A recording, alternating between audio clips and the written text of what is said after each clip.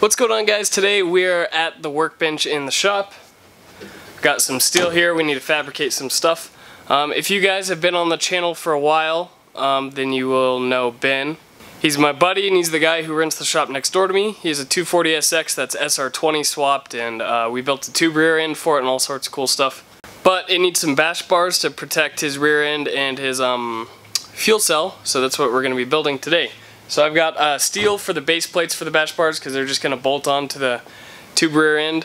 And then over there I've got some 1.5 inch tubing that we're going to use for the actual bash bar itself. To start though today, I have just some rough templates drawn out on this steel of the base plates. So we're going to cut them out.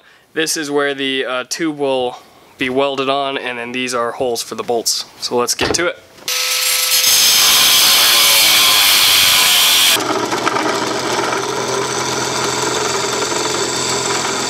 So as you saw, I got the tubes all bent up. I got 2 of them here, and cut down to size.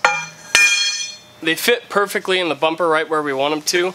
I would show you, but it's sort of tucked away in the corner, and Ben is on his way here right now so that I can actually get to his side of the shop to start finalizing everything. Now, I haven't decided whether we're just going to do like one tube from the bar itself to the base plate. What I sort of want to do is do one main good sized tube from the bar to the base plate, and then 2 much smaller diameter tubes sort of to the edges, just to give it a little more rigidity. Excuse my microwave, I'm cooking lunch. What we'll probably do is build it with 1 tube to start, and then see how strong and rigid it is, and based on that we'll decide whether or not to add some more. Alright, today is another day, but we're continuing to work on the bash bars.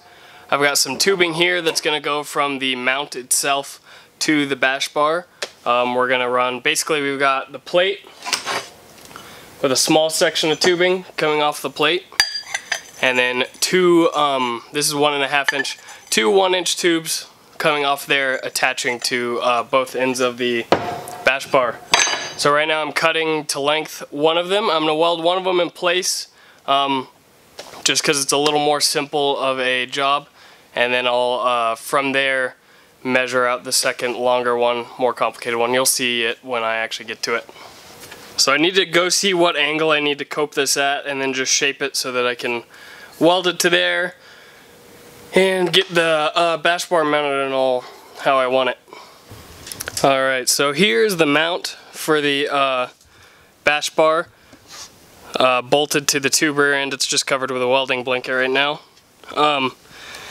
But as you can see, that tube, maybe if you can see it back there, but it tucks right up on the bumper. So now I'm just gonna cope the end of that tube to accept the bash bar, which is somewhere around here on the floor. I don't know where it is, but that'll tuck along the bumper and then go right along the seam in between the over fender and the bumper, and it'll get a little plate to hold the bumper up as well.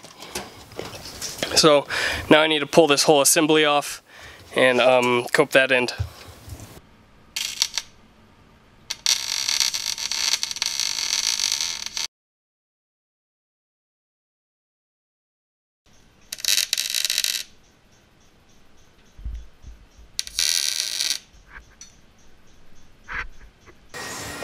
There is the finished product. One for either side.